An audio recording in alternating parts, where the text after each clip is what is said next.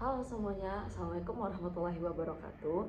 Tetap pada video yang sama, kembali perkenalkan nama aku Rika Rahim dengan NIM 2215050071. Nah, pada video kali ini tetap dengan pembahasan yang sama, tapi pada kali ini kita akan melihat penafsiran dari Quran Surah Al-Kahfi ayat 75 sampai dengan 82, dan kita juga akan melihat bagaimana relasi ayat ini dengan konsep pendidikan. Nah, teman-teman semua, kita akan melihat bagaimana kesimpulan penafsiran dari surat Al-Kahfi ayat 75 sampai dengan 82 ini. Perlu kita ketahui bahwasanya di dalam ayat ini itu terdapat sebuah kisah yang mana yaitu adanya sebuah kisah tentang kisah Nabi Musa dan juga Nabi Khidir. Nah, di dalam kisah ini ada satu pelajaran penting di dalam Al-Quran, yaitu tentang metode pembelajaran berbasis pengalaman atau experience learning. Nah, hikmah dibalik kejadian yang bisa saja sebenarnya itu tidak masuk di akal, serta kebesaran Allah dan juga bahwasanya ilmu Allah itu melampaui pemahaman manusia. Nah, kisah ini menggambarkan bagaimana seorang nabi yang berilmu seperti Nabi Musa, dia juga harus tetap berguru kepada seseorang. Nah, dan Nabi Musa ini ketika harus berguru kepada seseorang, kepada seorang yang lebih memiliki ilmu pengetahuan yang diberikan langsung oleh Allah Subhanahu wa taala. Nah, di dalam kitab tafsir klasik seperti Ibnu Katsir, Jalalain atau Bari, kita dapat menarik beberapa hikmah utama dari penafsiran Al-Kahfi ayat 75 sampai dengan 82 ini.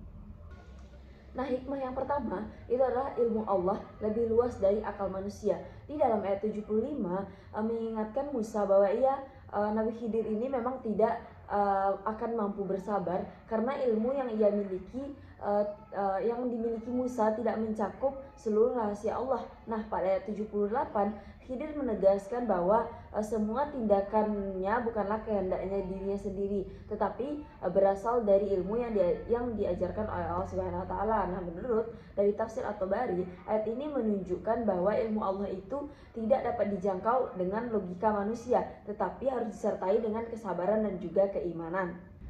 Nah, lanjut pada poin selanjutnya, yaitu kesabaran itu adalah kunci dari menuntut ilmu. Nah, kesabaran menjadi syarat utama di dalam memahami iman dan juga hikmah Allah. Nabi Musa berkali-kali tidak bisa menahan diri untuk bertanya karena ia ingin memahami alasan dibalik tindakan Khidir tersebut. Nah, pada ayat 76 Musa akhirnya berjanji untuk tidak bertanya lagi. Nah, setelah menyadari bahwa ia selalu tergesa-gesa di dalam menilai Nabi Khidir. Nah, menurut tafsir Ibnu Katsir, kesabaran di dalam menuntut ilmu adalah tanda dari seorang pencari ilmu yang sejati. Nah, ketidaksabaran Nabi Musa di sini mencerminkan bahwa naluri manusia yang ingin mengetahui sesuatu itu dengan segera. Itulah naluri manusia yang sebenarnya. Tetapi tidak semua ilmu bisa kita pahami di dalam waktu yang begitu singkat. Nah, kemudian lanjut ke poin yang ketiga, itu ada di hikmah sesuatu kejadian yang mungkin saja itu kita anggap buruk, tetapi sebenarnya ada hikmah atau bentuk perlindungan Allah dari kisah tersebut. Nah, yang pertama ada dari ayat 79, yaitu perahu yang dilubangi. Nah, dari sudut pandang manusia biasa, merusak perahu orang miskin adalah perbuatan yang zalim. Namun, hikmah di balik tindakan ini adalah agar perahu tersebut tidak dirampas oleh seorang raja yang zalim yang mengambil kapal dalam keadaan baik. Nah, dalam tafsir Jalalain menjelaskan bahwa tindakan ini justru menyelamatkan pemilik kapal dari kehilangan yang total.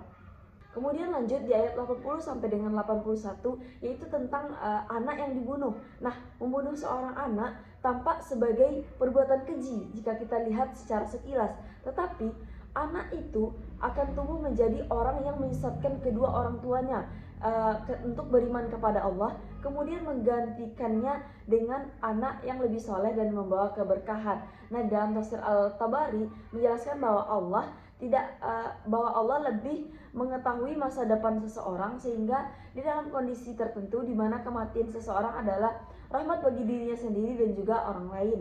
Nah, kemudian lanjut di ayat 82 itu ada kisah tentang dinding yang diperbaiki. Nah, Nabi Khidir memperbaiki dinding yang hampir roboh tanpa meminta bayaran. Nah, meskipun penduduk kota itu telah memberikan jamuan kepada mereka, ternyata di bawah dinding itu terdapat harta warisan untuk kedua anak yatim.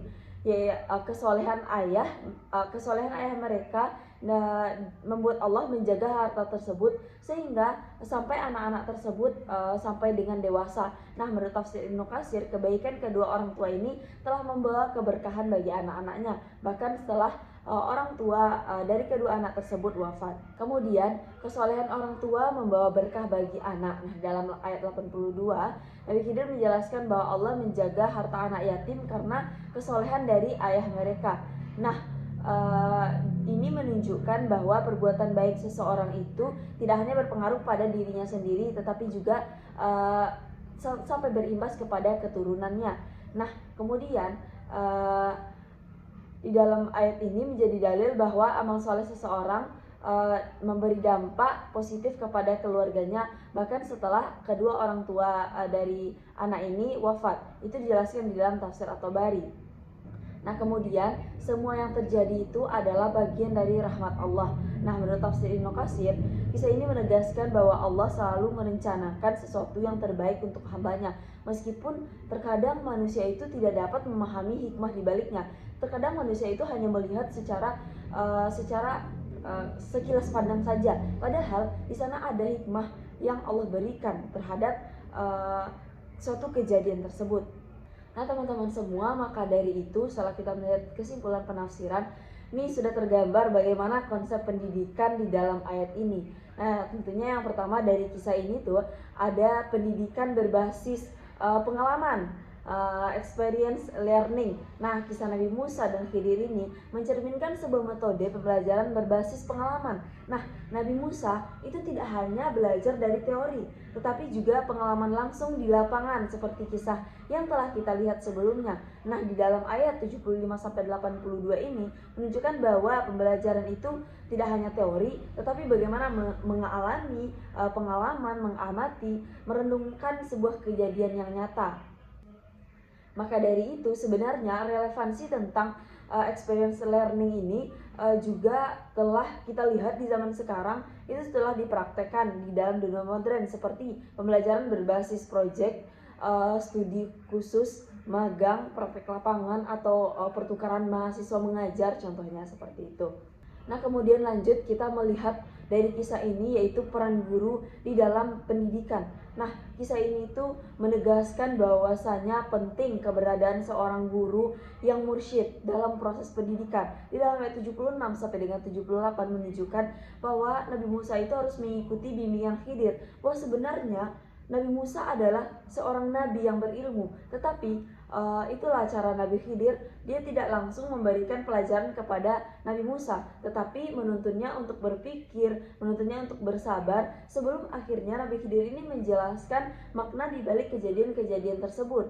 Nah, kita dapat melihat bahwa relevansi ayat ini dengan pendidikan, bahwasanya kita itu membutuhkan seorang fitur guru yang membimbing dan mengarahkan peserta didik. Nah, dalam pendidikan modern, konsep ini dapat dihubungkan dengan coaching, mentorship, atau pembelajaran berbasis diskusi. Nah, lanjut, ini sebenarnya poin yang sangat aku lirik di dalam kisah ini tuh adalah kesabaran dalam proses pembelajaran. Dalam ayat 75 dan 78 di sini dijelaskan sekali bahwasanya kesabaran menjadi syarat utama dalam memahami ilmu. Nah, Nabi Musa terus mempertanyakan perbuatan dari Nabi Khidir ini, tapi ia selalu diingatkan bahwa ilmu yang tinggi itu bahwasanya tidak dapat langsung dipahami tanpa perjalanan yang panjang dan juga kesabaran. Nah, ayat ini mengajarkan bahwa ilmu itu tidak dapat kita raih secara instan, melainkan membutuhkan proses, waktu, dan juga kesabaran. Nah, relevansi ayat ini dengan pendidikan terlihat bahwasanya kesabaran adalah elemen yang penting di dalam belajar. Siswa maupun mahasiswa seringkali memang memahami sebuah materi itu dengan cepat, padahal pemahaman yang mendalam itu membutuhkan waktu dan juga ketekunan. Nah, kemudian di dalam kisah ini juga kita melihat pendidikan moral dan etika, memahami hikmah di balik ilmu. Kita tidak langsung bersuudzon kepada Allah kita akan melihat dulu apakah ada hikmah di balik kejadian yang tampak dari kacamata kita itu adalah sebuah perbuatan yang keji, sebuah perbuatan yang kejam. Padahal dari kejadian itu ada sebuah hikmah yang ada maksud Allah. Kenapa ada kejadian tersebut? Dalam ayat 79 sampai dengan 82 mengajarkan kita bahwa kejadian yang negatif, yang tampaknya negatif itu tidak selalu buruk. Terkadang dengan jika kita hubungkan dengan pendidikan, suatu proses pembelajaran yang sulit, ujian yang tampak yang menurut kita itu yang tidak adil, Allah memberikan itu, tetapi sebenarnya ada hikmah di baliknya. Nah, konsep ini sangat penting, yaitu bagi apa? Bagi pendidikan karakter kita. Nah, lanjut yang terakhir, kita melihat bahwasanya pengaruh pendidikan orang tua terhadap anak itu sangat berpengaruh. Nah, ayat 82 menekankan bahwa kesolehan orang tua dapat membawa keberkahan bagi anak-anaknya, seperti dalam kisah ini. Nah, dalam konteks pendidikan ini menunjukkan bahwa pendidikan dalam keluarga itu sangat berpengaruh dalam membentuk karakter si anak ini. Nah, itulah teman-teman semua kesimpulan penafsiran dan juga relasi dengan pendidikan. Wah, banyak sekali ya ilmu dan juga pelajaran-pelajaran yang dapat kita petik dari kisah Nabi Musa dan Nabi Khidir ini. Nah, mungkin hanya sekian. Mohon maaf jika ada salah dalam penyampaian. Saya akhiri. Assalamualaikum warahmatullahi wabarakatuh.